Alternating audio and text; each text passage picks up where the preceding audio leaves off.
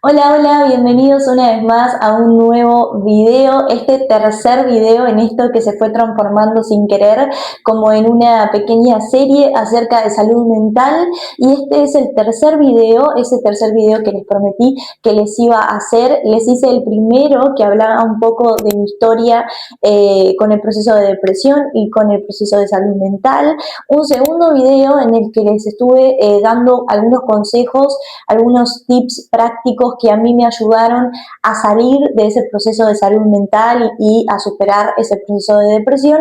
Y les prometí que les iba a hacer un tercer video, un poquito ya más para concluir todo lo que estuvimos hablando, aunque en un tiempo podemos volver sobre este tema porque creo que es un tema que hay muchísimo para hablar, y nunca está de más el volver a tocar estos temas. Y a todos los que tengan preguntas sobre estos temas, que tengan algo que aportar sobre estos temas, no olviden dejarme su comentario, que siempre los leo y tomo en cuenta también sus recomendaciones. Y hoy vamos a estar hablando un poco de cuáles fueron esas lecciones, cuáles fueron esos aprendizajes que nunca más pude olvidar y que realmente marcaron mi vida y que aprendí justamente en ese proceso de salud mental.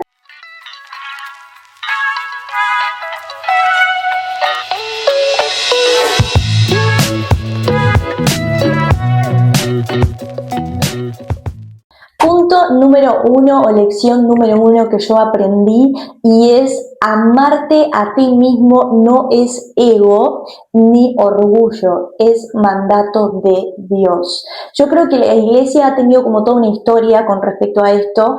Le ha costado un poco asimilar lo que es el amor propio, el amarse a uno mismo, el cuidarse a uno mismo.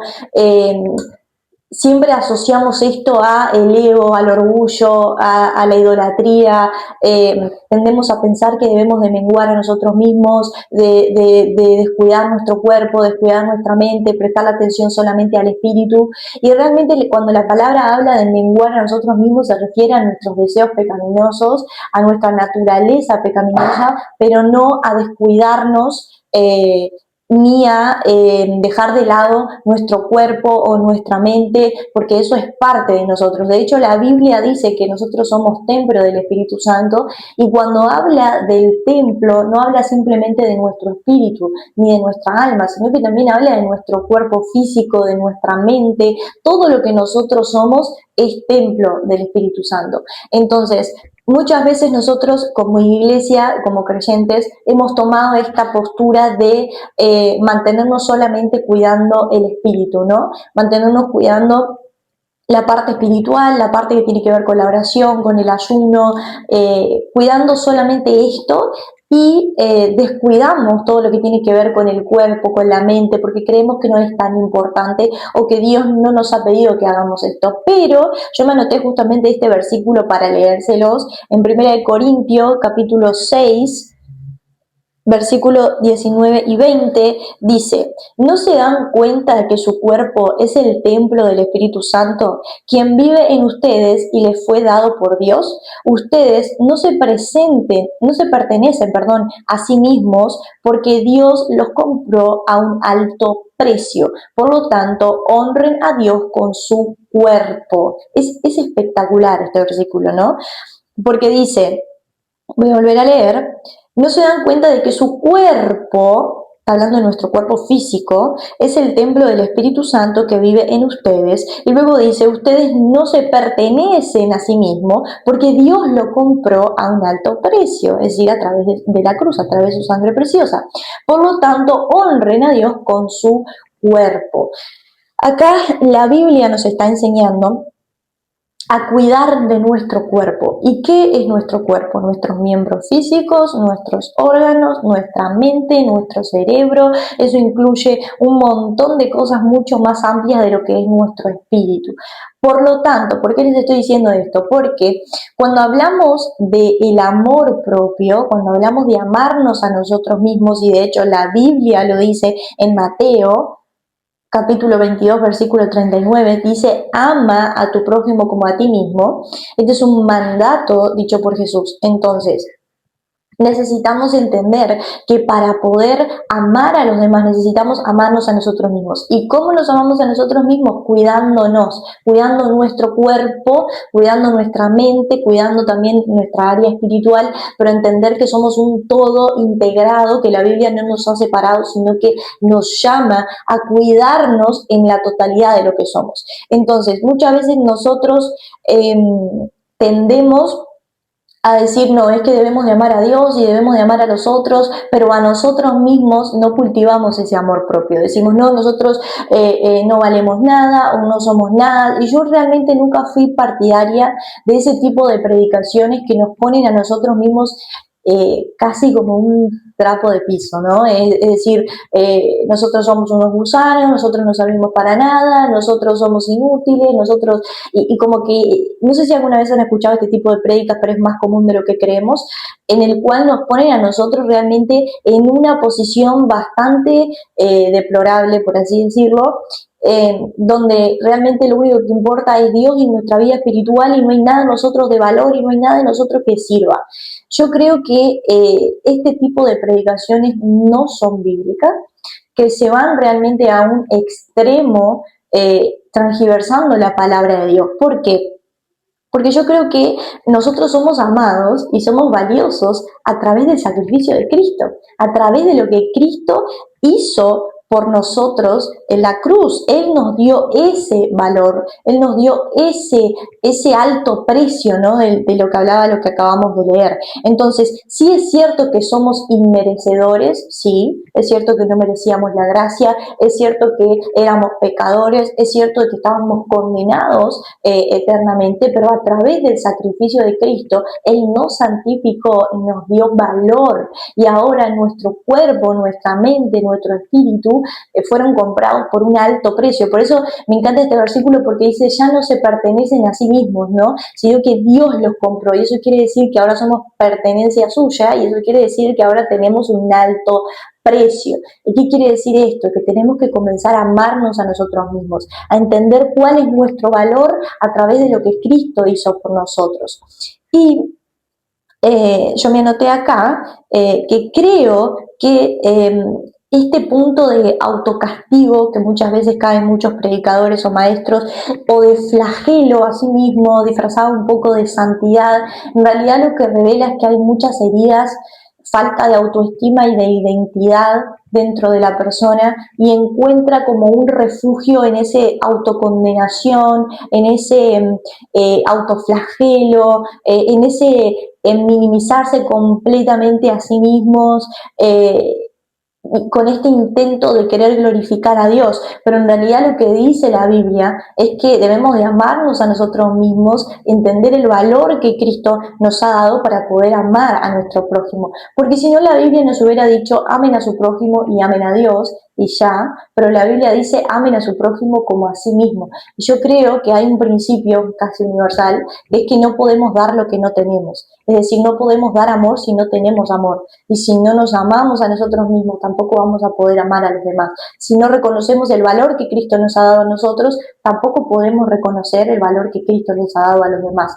Entonces, creo que debemos de aprender a amarnos a nosotros mismos. Y esto fue una lección muy grande, muy fuerte que yo aprendí en ese proceso de salud mental. ¿Por qué? Porque yo venía de esta cultura del autocastigo, de la culpa, del autoflagelo, de creer que nosotros no valemos nada, que lo único que vale de nosotros es nuestra parte espiritual. Entonces venía como muy de esto de si estoy cansado no importa, si estoy enfermo no importa, si tengo un problema de salud mental no importa, porque lo que importa es el lado espiritual. Entonces muchas veces dejamos de lado, dejamos de cuidarnos, dejamos de alimentarnos bien, dejamos de hacer ejercicio, dejamos de cuidar de nuestra mente, dejamos todas esas cosas de lado y dejamos de amarnos a nosotros mismos y de cuidarnos a nosotros mismos. Entonces, en este proceso de salud mental yo me vi obligada a aprender a cuidarme a mí misma, porque si yo no cuidaba de mí, mucho menos iba a poder seguir con mi vida o llegar a amar a Dios o llegar a amar a los demás. Entonces aprendí la importancia de amarme a mí misma, de ser paciente conmigo misma, de ser misericordiosa conmigo misma, de aprender a cuidarme a mí misma, prestar atención a mi cuerpo, a mi mente, qué es lo que está pasando con mi cuerpo, qué es lo que está pasando con mi mente. Y cuando aprendí a amarme a mí misma, también pude amar mucho más a Dios y a los demás. Lección número 2 que aprendí en este proceso, y creo que fue una de las que más me ha marcado, y es que Dios no me ama por lo que yo hago, Dios me ama por lo que yo soy. Y no es más importante lo que yo hago de lo que es lo que yo soy. Creo que en esta cultura que muchas veces creamos alrededor del servicio o del activismo ministerial, creo que hay iglesias que tienen más fuerte esta cultura que otras, pero yo venía, como les comenté en el video anterior, de una cultura de mucho servicio, de mucho activismo ministerial, y yo creía que Dios me amaba a través de lo que yo hacía, a través de la utilidad que yo tenía. Y tuve que aprender a entender el amor de Dios como la Biblia lo enseña, que es simplemente por gracia y por misericordia y no por obras. Cuando la Biblia dice que no es por obras, también se refiere a este tipo de obras, ¿no? A este tipo de servicio, a este tipo de entrega a una actividad o a hacer algo. Yo tuve que entender que Dios me amó primero, Dios me amó antes de que yo pudiera conocerlo, Dios me amó antes de que yo pudiera servirle, Dios me amó antes de que yo pudiera desarrollar una actividad ministerial, Él me amó antes. Y creo que este versículo que me encanta, que está en Romanos capítulo 5, versículo 8, que dice, mas Dios muestra su amor para con nosotros, en que siendo aún pecadores, Cristo murió por nosotros. Aun cuando yo era pecadora, aun cuando yo era frágil, aun cuando yo no lo conocía, aun cuando yo no le servía, aun cuando yo no le obedecía, Él decidió morir por mí. Él me amó primero y me entregó su amor mucho antes de que yo tuviera la capacidad de hacer cualquier cosa para Él.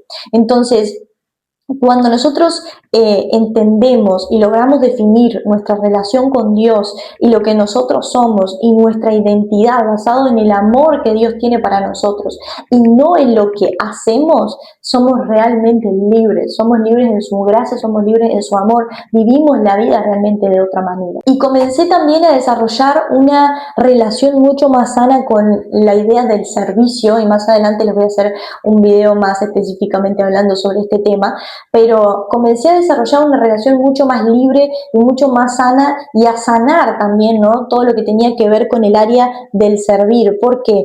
Porque entendí que no importa si yo estaba sirviendo o si yo estaba descansando, si ese día me tocaba hacer algo o ese día no me tocaba hacer nada, no importa si hoy era un día de iglesia y de servicio o era un día de descanso, Dios me amaba de la misma manera, Dios me veía de la misma forma, así estuviera en el living de mi casa, con la Biblia o estuviera arriba de una plataforma predicando, Dios me veía de la misma manera, Dios me amaba de la misma manera, y mi servicio no definía mi relación con Dios. Entonces hoy en día realmente tengo un descanso y una libertad, y de hecho todas las personas que me conocen saben, no suelo aferrarme mucho a una actividad, a un servicio o a una posición dentro de la iglesia. Sé soltar cuando Dios me pide soltar. De hecho, he soltado muchas cosas que a los ojos de otra persona podrían ser muy valiosas o muy importantes, y he sabido soltar cuando Dios me pide que suelte determinadas tareas o determinados servicios o determinadas posiciones, por obediencia a Dios, por cuidado, por salud mental, por amarme también a mí misma. He aprendido a soltar ciertas cosas en el servicio, y también obviamente sigo trabajando muy duro en aquello que Dios me pide que haga, pero sí he aprendido a tener ese equilibrio, a no aferrarme a un servicio, a una actividad, a una posición, sino aferrarme a Cristo, a su amor, a su gracia, a su libertad, de saber que soy amada, que soy valiosa, que estoy siendo santificada por Él, que vivo en la libertad que Él me dio sin importar qué yo haga, sino por lo que yo soy y por lo que Él hizo, por lo que Él hizo por mí. Entonces, creo que vivir desde esta libertad fue uno de los regalos más grandes que me dio ese proceso de salud mental.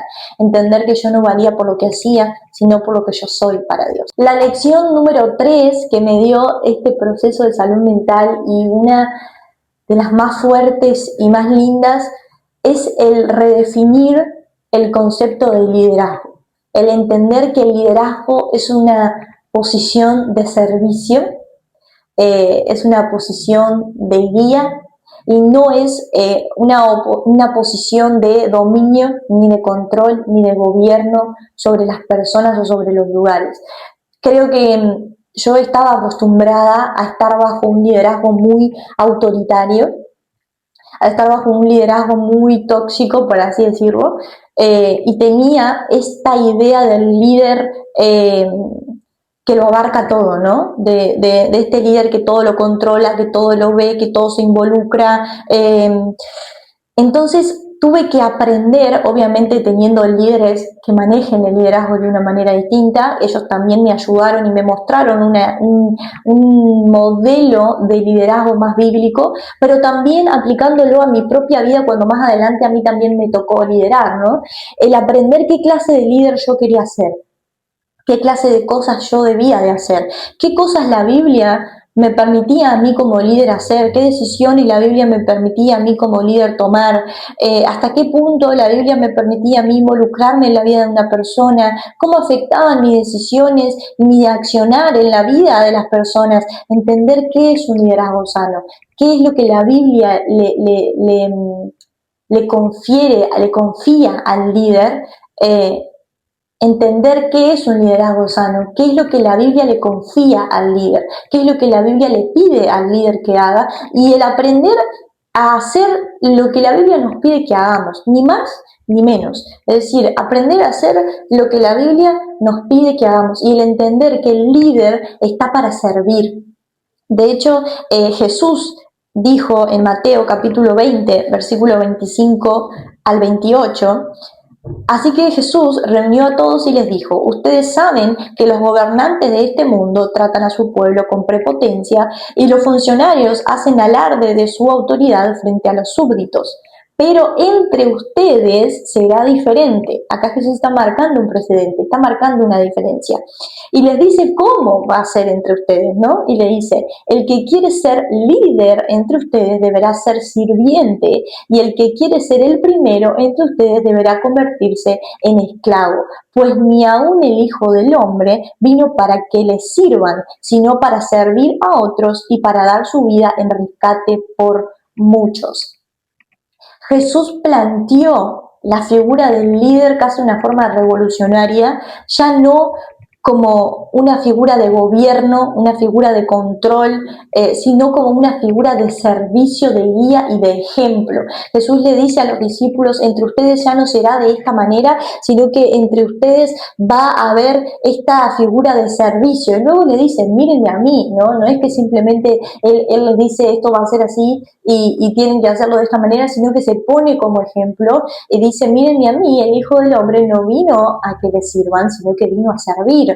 De esta misma forma ustedes lo tienen que hacer. Entonces, si el líder está en una posición de autoridad, puesta por Dios, claro, está puesto en una posición de guía, pero está puesto más que nada en una posición de servicio. Entonces, este nuevo concepto de liderazgo que Dios me ayudó a establecer es un concepto de liderazgo mucho más bíblico y mucho más sano, ¿no? Donde le saca carga al líder y también le saca a la persona que está siendo liderada ese sentimiento de control, ese sentimiento de carga, ese sentimiento de miedo, ese sentimiento que muchas veces se da cuando el líder comienza a tomar control sobre áreas que realmente Dios no le está pidiendo que tenga control. Entonces, el líder está puesto para guiar, para ayudar a la persona a permanecer firme en su fe, para ayudar a la persona a atravesar momentos de crisis que quizás tenga en su fe, para ayudarla a que pueda relacionarse con Dios de una manera más profunda, para ayudarla a que tenga un conocimiento de la palabra de Dios de una manera más profunda. Entonces, eso es simplemente el líder, una figura de servicio. Y me ayudó esto a mí principalmente en dos cosas. Primero, a dejar a destruir la idolatría que podría haber en mi corazón con respecto a la figura del líder. Yo creo que esto se da mucho en las iglesias en donde se idealiza al líder, donde se lo pone en una especie de pirámide jerarquizada, donde uno es más que el otro y el líder es más que la persona que tiene bajo su liderazgo y el pastor es más que el líder y el supervisor es más que esto. Y entramos muchas veces como en esta pirámide que es construida por los hombres en realidad, es construida por nosotros, por esta cultura que le hemos dado a lo que significa la iglesia, y digo la iglesia entre comillas porque la iglesia realmente es la gente, pero eh, hemos creado como esta estructura que muchas veces distorsiona el concepto bíblico de lo que es un líder. Entonces, aprender a arrancar de mi corazón toda la idolatría que puede llegar a haber con respecto a la figura del líder, con respecto a la figura del pastor, y comenzar a ver al líder como el líder es una persona humana que tiene un rol que es servir y guiar a los demás a permanecer firmes en su fe. Punto. Como es una persona humana, el líder va a tener sus errores, va a tener sus defectos, va a tener sus caídas, va a tener sus partes no tan buenas, va a tener sus debilidades. Y como yo no lo estoy idealizando, no lo estoy idolatrando, ni le estoy dando una posición mayor a la que la Biblia le da, no menos importante, es decir, tiene su importancia, pero es la posición que la Biblia le da, yo no caigo en decepciones. Miren de todo lo que me libra, ¿no? No caigo en decepciones, no caigo en rencor, no caigo en desanimarme en mi fe por lo que el líder hizo, porque entiendo que el líder es humano. El mayor perjuicio que le podemos hacer a un líder es idolatrarlo e idealizarlo, porque lo ponemos en una posición muy difícil para el cual una persona humana no está preparada para estar. Entonces, me sirvió para eso y también me sirvió para ser más misericordiosa y más comprensiva a la hora de ver los defectos o las caídas de un líder, ¿no? En saber que es una persona humana que puede caer, que se puede equivocar, y en lugar de lo primero que me salga sea juicio, sea condenación, sea decepción, que me salga el tener misericordia, el levantarlo, el estar ahí, el apoyarlo, que creo que muchas veces es lo que falta en las iglesias, el apoyar al líder cuando cae, el apoyar al líder cuando el líder está mal, el apoyarlo cuando está en una situación difícil, el estar ahí para cuando el líder comete un error, el entender que sigue siendo mi líder aunque no esté aunque no esté de acuerdo con todo lo que el líder haga, porque no siempre vamos a estar de acuerdo con todo lo que el líder haga, pero el ver el liderazgo desde un punto bíblico nos ayuda a ser más misericordiosos con las personas y sobre todas las cosas a dejar de idolatrar e idealizar a las personas, y realmente nos ayuda a aprender a ser liderados desde una manera más sana y a liderar desde una manera más sana. Entonces creo que esta fue una lección muy importante que aprendí en ese proceso. Punto número 4 o lección número 4 que aprendí en ese proceso es que solamente Dios tiene la autoridad de juicio. Yo a esto le llamo el medidor espiritual, ¿no? Yo creo que sobre todo las personas que hemos tenido heridas con respecto al liderazgo o a la iglesia, a través de esas heridas o de ese resentimiento que puede haber en nuestro corazón, muchas veces tendemos a convertirnos en unos pequeños fariseos y comenzar a juzgar a todo el mundo, ¿no? Juzgo al líder, juzgo al pastor, juzgo lo que se hace, no estoy de acuerdo con esto, no estoy de acuerdo con lo otro, y comenzamos a volvernos un poco medidor espiritual de la gente, ¿no? Y comenzamos a desarrollar esto, muchas veces no nos damos cuenta, pero es a raíz de la herida que tenemos o del resentimiento que traemos, y comenzamos un poco a volvernos como pequeños jueces de lo que hace la gente, sobre todo las personas que están en una posición de autoridad o de liderazgo, y comenzamos también a dañarnos a nosotros mismos haciendo esto, porque nuestro corazón se llena de resentimiento, nuestro corazón se llena de enojo. Entonces, cuando una persona viene de una herida generada por un líder y comienza a desarrollar esta conducta, la herida no puede sanar, porque yo estoy constantemente tocando esa herida al juzgar a los demás, al ver lo que los demás hacen, a medir la vida espiritual de los demás, no me permito sanar. Entonces creo que fue una gran lección que Dios me dio, y de hecho recuerdo que Dios me habló a través de un versículo, y me anoté esto para leérselos, porque recuerdo que escribí como una pequeña reflexión que se la subí a mi Instagram. De hecho, si no me siguen en Instagram pueden seguirme por ahí, que a veces les subo cositas escritas también. Y recuerdo que escribí esto porque lo sentí muy fuerte en mi corazón de compartirlo, porque a veces todos, hasta sin querer, caemos en esta práctica tan dañina que daña nuestro corazón y también daña a los demás, de empezar a juzgar a los demás o a medir la vida espiritual de los demás, cuando en realidad debemos estar enfocados en sanar nuestras propias heridas y en restaurarnos a nosotros mismos, ¿no? Entonces recuerdo que yo escribí esto y se los quiero leer porque creo que resume muy bien la lección que Dios me dio en este punto. Y dice: el medidor espiritual. El pesar los corazones de otros creyentes o pretender poder hacerlo es un síndrome muy común dentro de las iglesias. Solemos escañar a las personas y creer saber quién es espiritual y quién no, quién merece respeto y quién merece juicio y murmuración. Nos hemos vuelto muy propensos a medir la espiritualidad de las personas con un medidor que, de utilizarlos en nosotros mismos, se nos iría la motivación de seguir midiendo a otros. ¿Cuál es el ministerio al que Cristo nos llamó? El ministerio de la restauración. Él nos llamó a reparar corazones, a pesar los corazones, solo se encarga Dios. Y me quedo con esta última frase. Él nos llamó a reparar corazones, de pesar los corazones, solo se encarga Dios. Yo recuerdo que Dios me habló a través de este versículo, déjenme acomodar esto, que se encuentra en 1 Corintios 4, versículo 5, que dice: por lo tanto, no juzguen nada antes de tiempo, esperen hasta que venga el Señor. Él sacará a la luz lo que está oculto en la oscuridad y pondrá al descubierto las intenciones de cada corazón. Esto, aunque ustedes no lo crean, trajo una libertad tan increíble en mi vida, porque cuando nosotros gastamos toda nuestra energía en ver qué está haciendo el otro, qué no hizo el otro, cómo está la vida espiritual del otro, dejamos de gastar energía en eso y comenzamos a gastar energía en sanarnos a nosotros mismos, en restaurar nuestras propias heridas, en sacar de nuestro corazón todo el enojo, todo el resentimiento que tenemos, el empezar un proceso de profundizar en nuestra relación con Dios, en profundizar en la palabra de Dios. Crecemos de una manera exponencial y nos saca carga, porque el juicio, la murmuración, la crítica nos llena de cargas. Entonces, cuando entendemos esto, comenzamos a vivir más libres en Dios. Entonces, cuando yo entendí, no es mi trabajo, yo siempre me repito esto a mí misma. Cuando ese pequeño fariseo quiere salir a juzgar a alguien, a medir la vida espiritual de otro, me recuerdo a mí misma que esa no es mi tarea. Esa no es mi tarea, ese no es mi trabajo. Dios no me llamó a medir la vida espiritual del otro. Dios no me llamó a estar mirando quién es espiritual y quién no. Dios no me llamó a estar juzgando, criticando la vida de otra persona. Dios me llamó a restaurar corazones. Dios me llamó a levantar. Dios me llamó a sanar. Dios me llamó a este ministerio de la reconciliación de Dios con los hombres.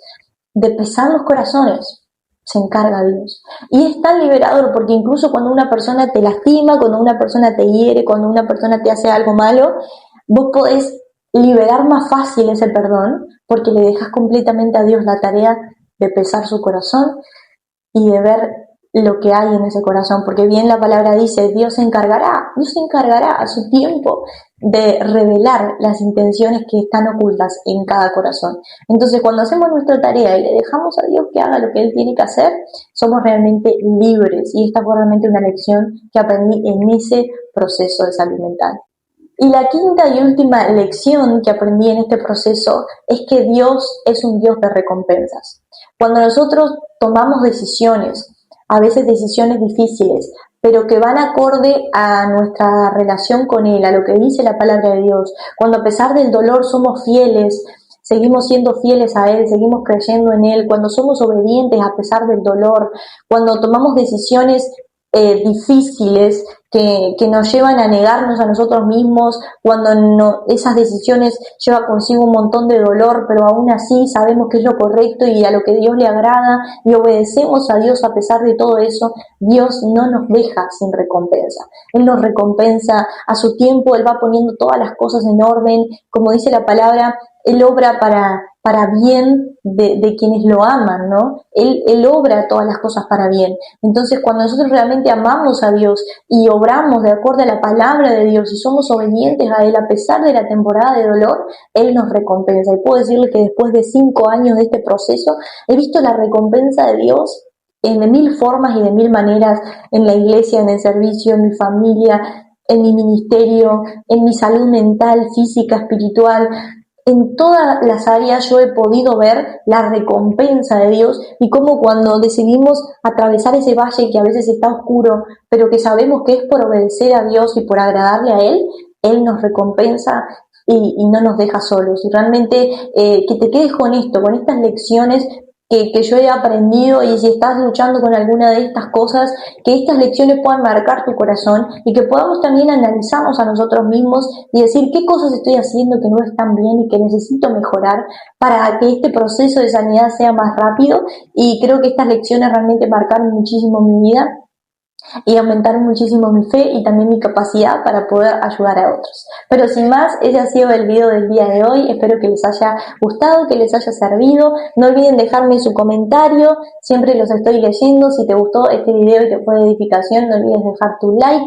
Les estoy dejando también por acá, como siempre, mis redes sociales, que pueden seguirme también por ahí, y nos vemos después.